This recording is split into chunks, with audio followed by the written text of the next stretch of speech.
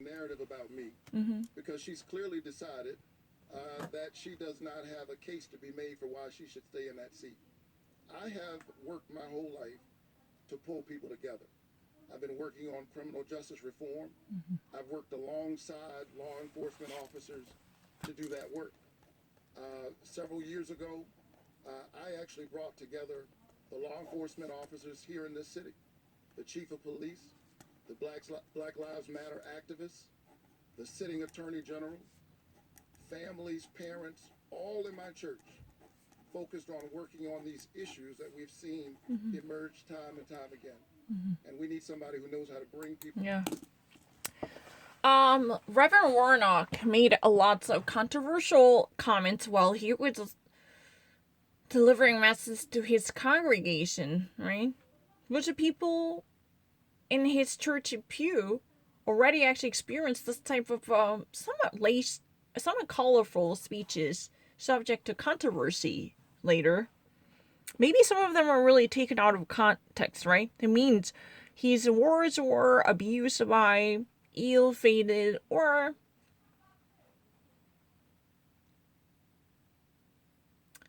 somewhat wicked people who really like to go after him. Because he made certain comments about the criminal justice reform and the military service, and also healthcare policy and Black Lives Matter, and these are really the topics.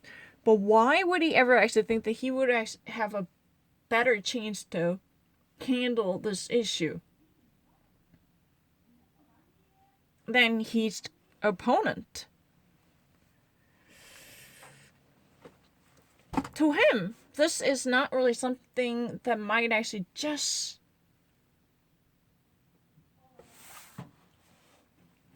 surface in the scene. Reverend Warnock had a deep history to be engaged with certain issues closely related to Black Lives Matter, because his priesthood was more like community organizer, constantly being engaged with the people living in the community. So he was not a stranger nor foreigner to this criminal justice reform, because his everyday life was listening to those people whose family members were sacrificed by police brutality or excessive use of law enforcement. So he knew it all too well. He actually had a forum where he was allowed to listen from those people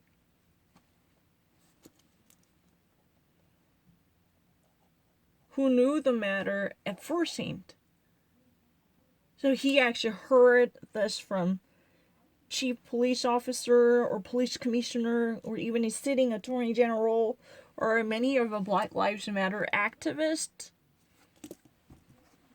or even victims and victims' families. So no one could actually say that he was a turning deaf ear to this issue, because he mastered the issue by having a whole host of meetings with the people relevant to this communal tragedy, because it was intertwined with the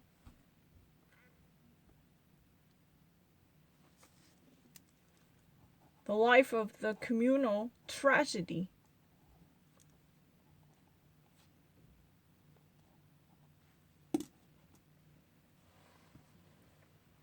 He knew it far better. Although he never actually said that he would have absolute clarity, however, he was better prepared to coalesce the people into one unified group, because he represented both parties. He would never be a divider who's been clinging to one side of a story, who would have an absolute priority by favoring one side. That type of compartmentalization of the society would be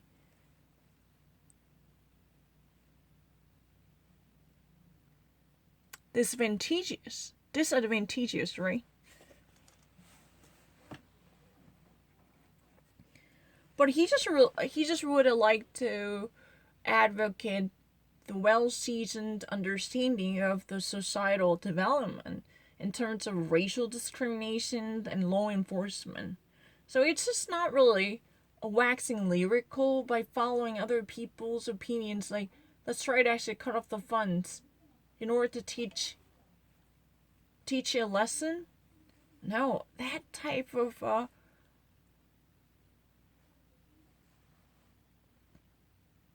repetition of the public meme would not be that helpful. But he had a very well organized understanding based upon his first hand experience, because he was inviting the audience in the first row who already actually met variety of people part of this conversations and civil discourses. Think about it. His service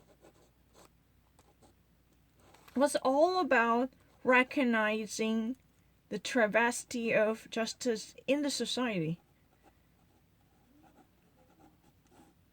He heard so many similar narratives asking for help because some people felt their lives are not being treated equally. They were just considered as no less than commodities. They've been brutally shot to death, but there was no immediate recognition of justice to redress the grievances. That this type of miscarriage of justice, or the travesty of justice, or what? This misrepresentation of justice should be stopped. It's not really about word game. But he really wants to take a clear stance on one issue. This problem can only be solved once we gather our thoughts together out of unity. If he ever tries to pick upon each other or seek mischief making, then we would have never solved this issue. We would have never taken a single step forward. That's really the argument. He's been so willing to convene all the representatives and representators or delegates from different disciplines who might actually had a fundamental understanding of the phenomena. Either local police officers or sheriffs and a chief police commissioner or sitting attorney general or Black Lives Matter activists and victims. Those people he already met. Would it be great sources to rely on? Because they understood the pain of this modern day Jim Crow, right? People together rather than using these issues as a political point to be made. These issues are tragic, and our law enforcement officers lay it on the line every day. They have an ally with me. I just think that you can affirm what law enforcement officers do and hold them accountable. Right. So his approach is not really that radical. He's more like, let's try to actually give all the recognition for their due diligence and their hard work. Let's think about it. If there was any type of credit they do, then let's try to actually recognize the great work by police. Don't try to actually say that, you know what, all the corruptions and the wrongdoings had been done because our law enforcement is so miserably incompetent. No, let's try not to actually play this type of blame game blindly. Because if there was any type of due credit they earn, let us actually recognize their good deed for sure. This is very important. Because in that way we can actually tackle this gigantic problem ahead of us. No one can unravel this age-long problem called the police brutality and excessive use of law enforcement, excessive use of force by law enforcement, excuse me.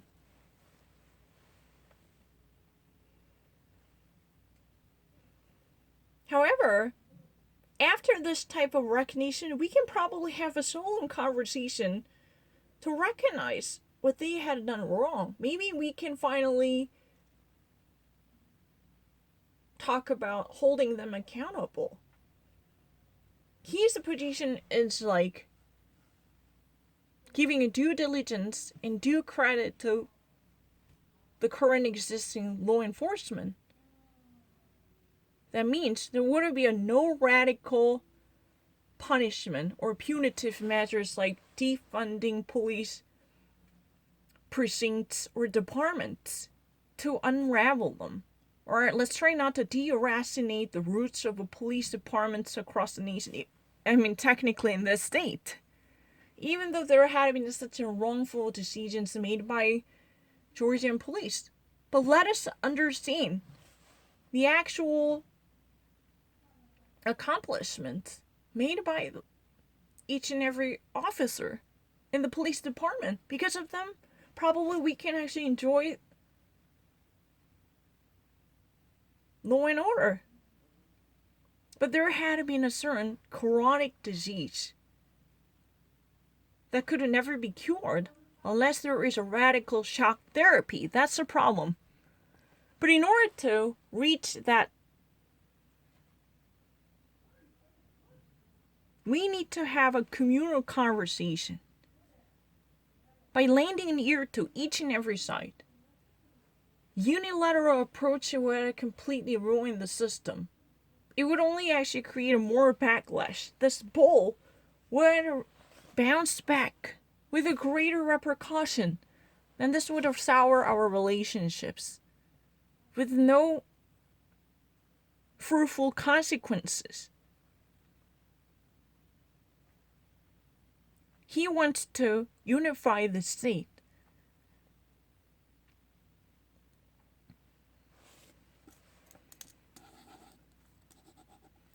Throughout his life, he had been, I'm really sorry, I have to honestly say that. Throughout his vocational life, he was very much engaged with witnessing the frugality of a police brutality and racial profiling. But he also had a chances to talk to officers, men and women in uniform, to patrol the local districts. That would involve lots of risks and fortitude. So we must actually give proper credit for that.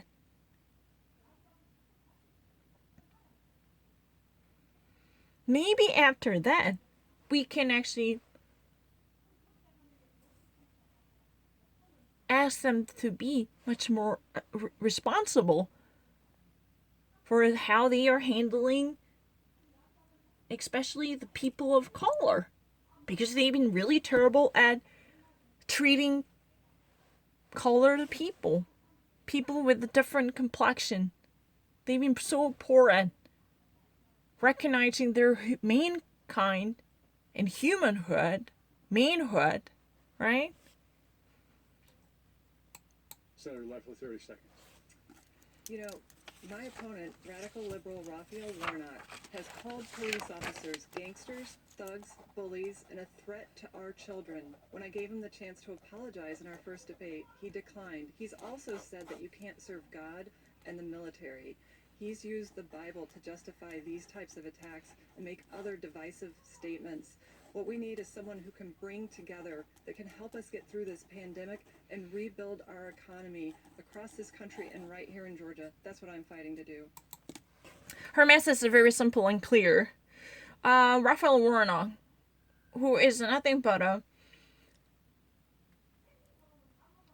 the stooge of a radical left-wing ideologist from Washington, D.C., he once upon a time, using his pulpit, assaulted our police men and women, calling them gangster, bully, thug, and threat to our children. he used biblical quotes to justify his radical verbatim, which eventually sent out a very toxic message to our communities, while dishonoring hardworking law enforcement. In this corona pandemic crisis, we need somebody who can truly bring our country together, bring our state together, and literally share the same value system within the boundary of common sense. We do not need such a radical agent of change who just really wants to be a bulldozer to dismantle everything you and I and even our parents fought for. That's really the message. This is not really what we need, especially amid the pandemic crisis. That would only incur more blame on our system. Period. Do you want to put that into context? Sure, I'd love to respond. Listen, this is why I think folks have turned off from politics very often. Because people will turn anything into a kind of cynical political argument. I was preaching that day from a very familiar Matthew text that says you can't serve God and mammon.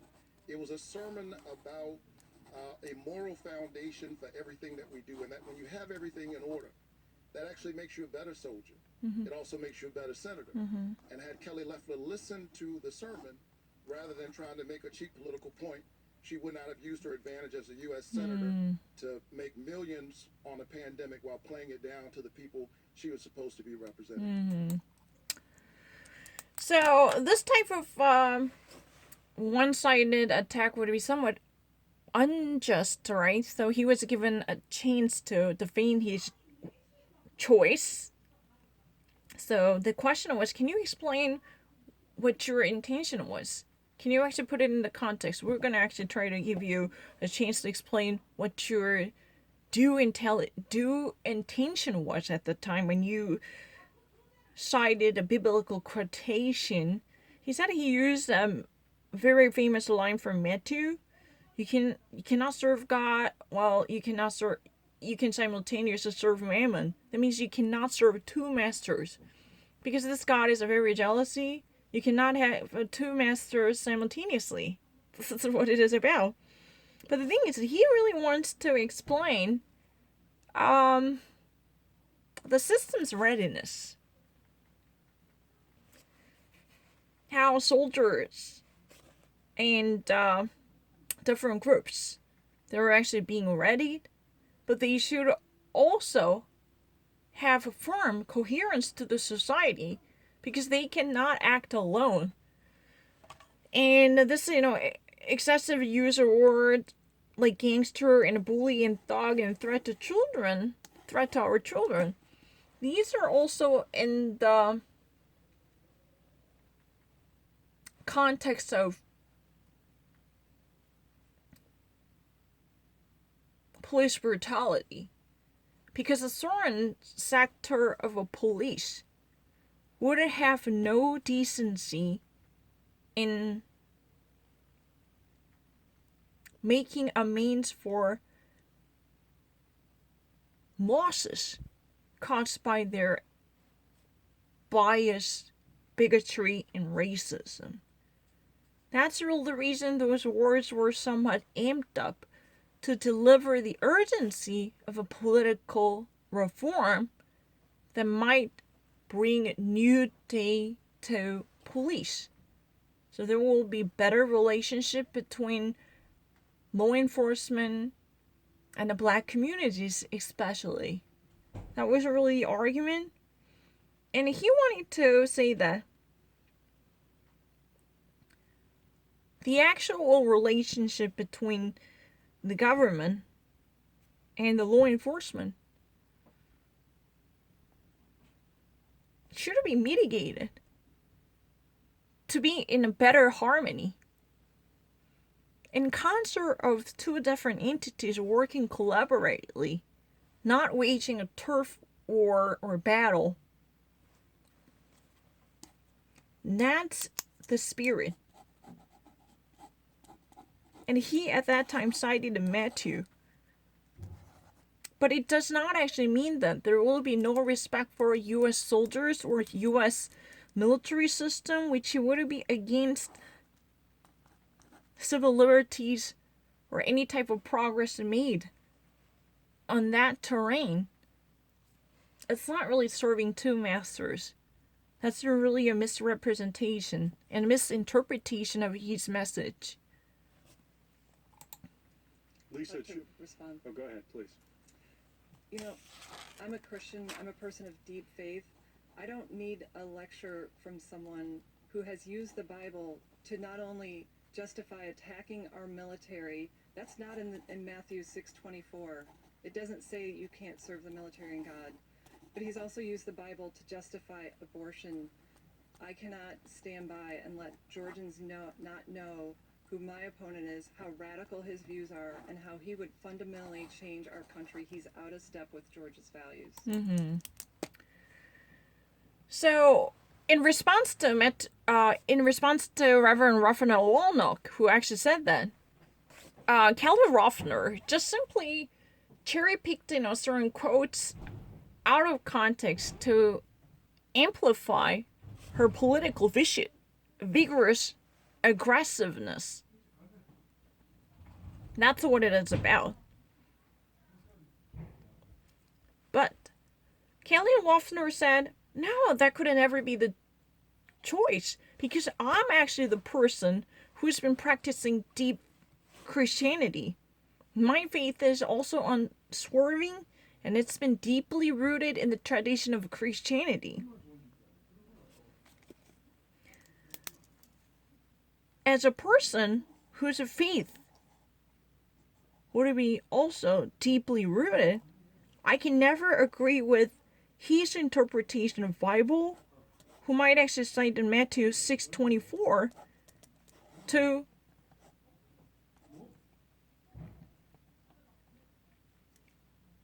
cause a commotion in the value system of Georgians by saying that you cannot actually respect the U.S. military and soldiers while you are having a faith in God.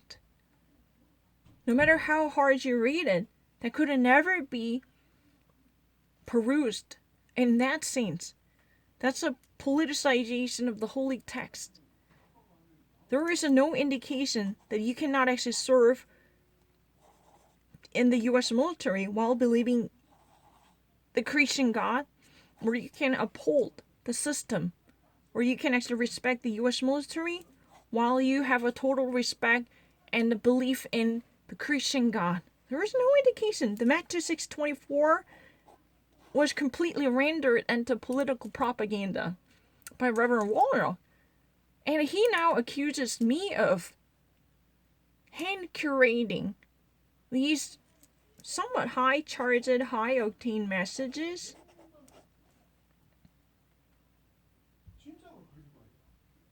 That's really ridiculous. And what's been more disgusting is Reverend Warnock even used a Bible to justify the practice of abortions. He is a pro-choice belief, has its cause in the biblical text. Can you believe it? Reverend Warnock employed a Bible to rationalize women's choice for abortion. This would not represent the tradition and convention of Georgians. This means earthquake that might shake the entirety of Georgian value. But if I ever actually add one more thing about the Raphael Warnock was really a decent priest who literally cited Matthew 6:24. You cannot actually serve two masters. In the sense that he would actually stand up for the soldiers that might actually protect and serve the people that were supposed to. If there were to be any type of significant injustice and inequity, you should never turn your eye aside from it, because that's not really in accordance with the Christian value system and morality. He actually made this type of distinction, but she kind of abused it. But the thing is,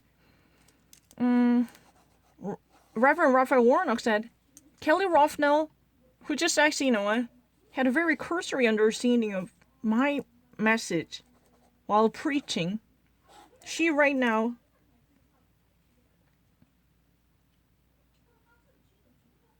picked, some of seemingly controversial quotes to politicize the issue out of the context. This is really what it is about. Don't be fooled by it. If you really want to know more about my philosophy, you can have a serious conversation with me. You can actually develop your thoughts on it, or I can elaborate on this.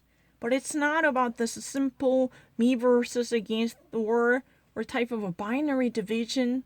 Or it's not really, you can never actually serve two gods.